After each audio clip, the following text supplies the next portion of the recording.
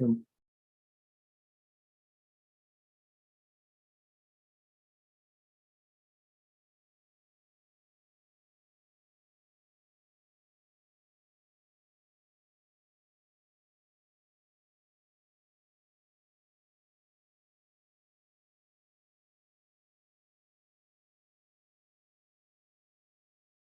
Welcome back, Ana Maria Salazar. Thank you. Thank you so much for joining us.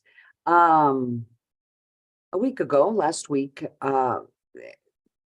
20 laws were approved by Mexican legislators. And in at least the way it's being reported, and depending whether you think it was correct what was done or incorrect, but the way it was reported in the Mexican media was reported as Black Friday. In 20 hours or approximately 20 hours, 20 laws were approved, and some of them with very important impact on Mexico and on the future of Mexico. To talk about what happened a week ago, Black Friday, joining us today once again is Carlos Ramirez from Integralia. He's been joining us for quite a while now. Just put into context what happened on Black Friday. Carlos, welcome to the show. Thank you, Ana Maria, for having me. Yes, very briefly, on Friday night, actually, it was a discussion that lasted 5 hours. 20 laws were approved in the Senate. Many of them had already been approved in the lower chamber, so now they are officially law. And it was quite an event in the sense that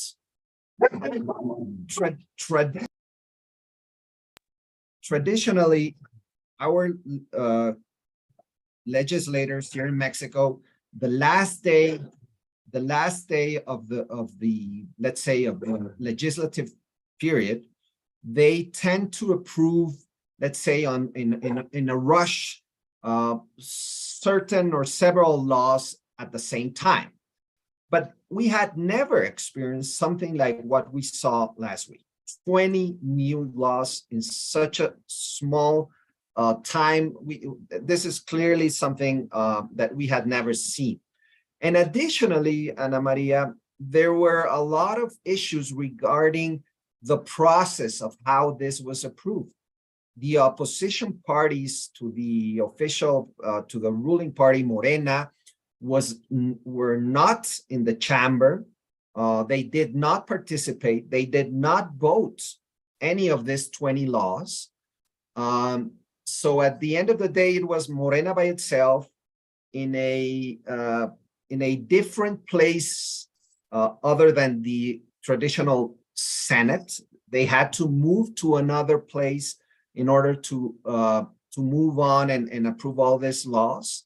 So yes, in a nutshell, and we can go on a specifics of all the some of the most important laws.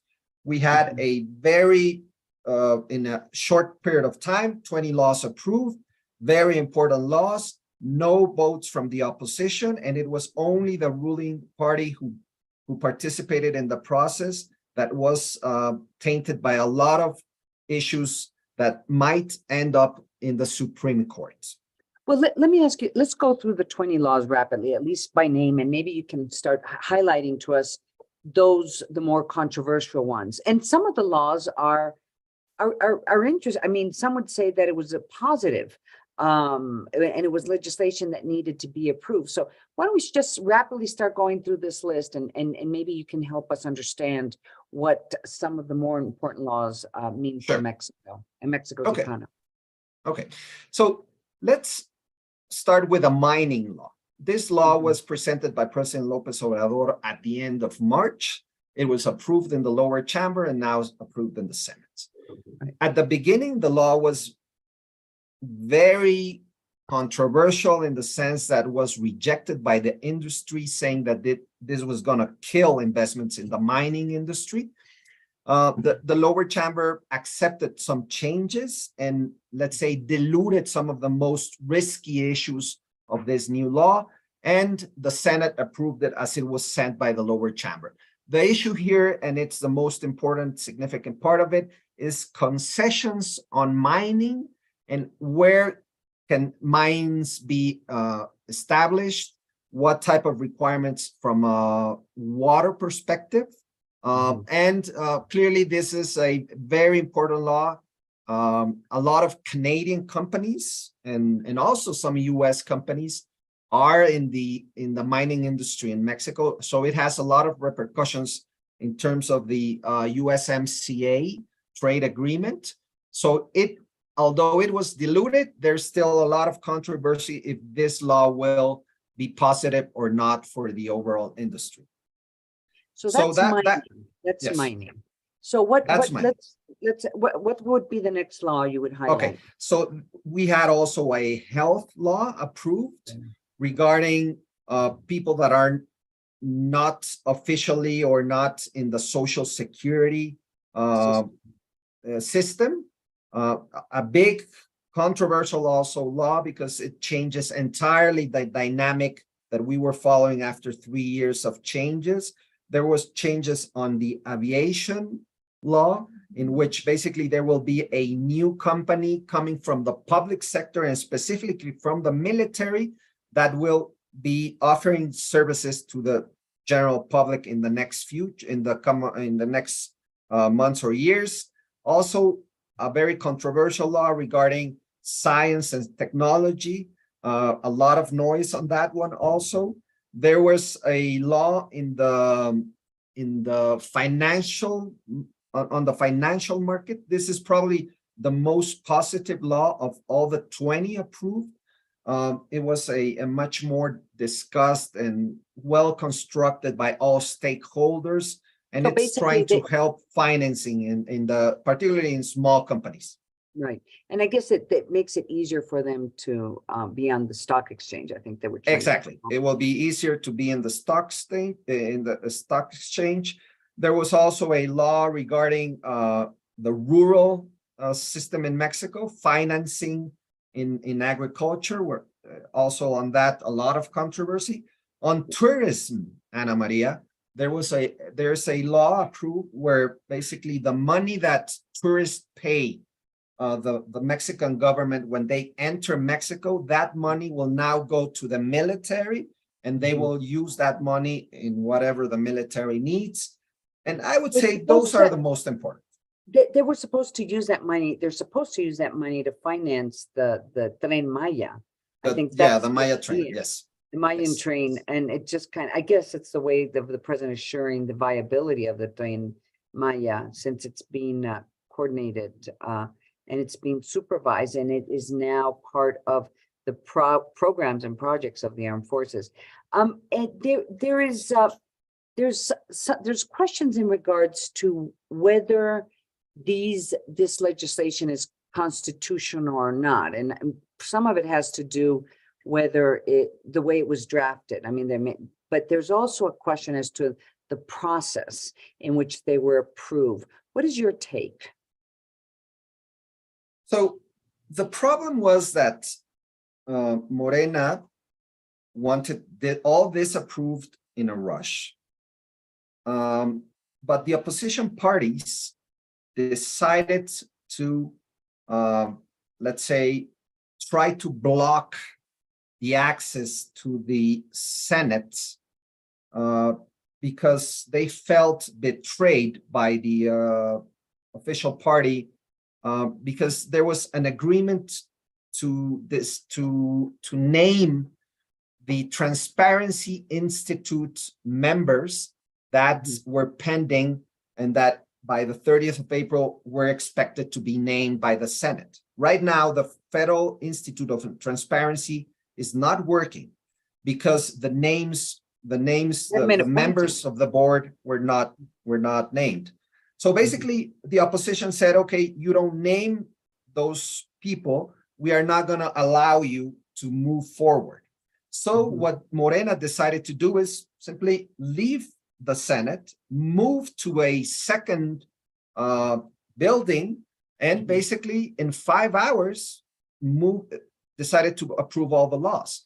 For many constitutional lawyers, this process is problematic. And all the process that has to follow an approval of a law, some laws were violated.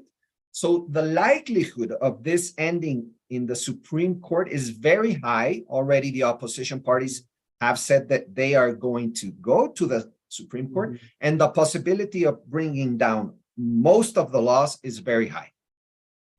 So you think that they may be overruled, basically, that the Supreme Court is basically going to declare them unconstitutional because of the process, not yes, because of the content. And exactly. do we know whether all the laws are going to be taken up to the Supreme Court, or Probably just not all. Probably not all, because some of the laws are, let's say, minor. Some of are not that controversial, and some of them are also positive, right?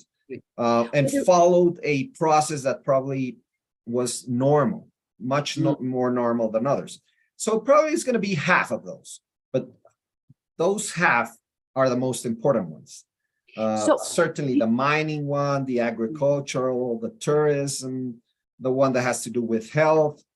Those are the main laws, and those most certainly will end up in the Supreme Court in the next coming weeks and months. Well, you didn't mention there was also a law that has to do with fentanyl and the ability of the Mexican government to prosecute and go after fentanyl organizations, which we're still trying to understand what the impact is going to be. And I'm sure we'll be talking about this on my TV show where we deal with security matters. But the other law that was approved, and I thought was fascinating, is El 3x3, which has to do with your ability to be a candidate or not, based on whether you are paying your family. Could you explain to our audience what it is? Because I thought it was fascinating and was very avant-garde in many ways. Yeah, definitely. And I think it's very positive, and that's one of the positives approved. The law what says is, if you want to be a candidate, a political candidate for the future elections coming in 2024, you need to, if you are in a situation where you are divorced and you have children, you have to pay the bills for your children. And if you are not in order in that sense, you cannot be a candidate. I think it's positive. Let's see how it works, how they operate this. But at the end of the day, has the intention to obviously to make fathers pay the stipends, the legal stipends for their children. That was very interesting. Any other law you'd like to highlight? There was the part of the problem is that we're still trying to figure out what is the impact of this legislation that was approved, simply because there was really no public debate. No public debate. Not only no public debate, there was no debate even among legislators. And I just don't understand how they could receive the bill and just basically push it through in less than 24 hours. There was no debate. Nobody read most of the stuff that was most of this legislation that was approved on Friday. Am I saying that? Yeah, there's actually a couple of laws, more additional laws. One that has to do with electric cars. No one knows where this came from, but at the end of the day, what is it? So, what is that? I'm still trying to find out what this law says, but at the end of the day, I think it wants to create incentives to the production of electric laws in Mexico. That's positive, at least in the paper. There's another law that has to do with in order to become a legislator, they brought down the age needed to become a legislator from 21 to 18. Okay. To be a secretary, to be part of the cabinet. To be part of the cabinet also, age is 25. 25, right. So the problem, Ana Maria, as you're stating, is that there was no public discussion at all. In most of these laws, nobody even knew that they were going to be proposed at the very last minutes. Right. We are still processing, but I would say, the problem here, and that's the message that brings out this Black Friday from a political point of view, is that the official party, the ruling party, Morena, is willing to do whatever the president wants to do. This is obviously the president instructed the Morena senators to approve this immediately. And that shows how powerful President Lopez Obrador is within his coalition. It shows how empowered the president feels to do this without even discussing most of the laws. And I think it's a signal on what could we expect for the remainder of his administration in terms of his political power and what he's willing to do, Ana Maria, from a political point of view. Well, I always appreciate when you join us, and we're going to be following, of course, very closely. Especially once we have the opportunity to read most of this legislation and see what the impact is going to be and what the Supreme Court is going to do. I really appreciate you joining us, Carlos Ramirez from Integralia. Thank you so much for joining us here on Living in Mexico. Thank you very much, Ana Maria. My pleasure. Thank you. Thank you. We're going to go to commercial break. I'm Ana Maria Salazar, and you're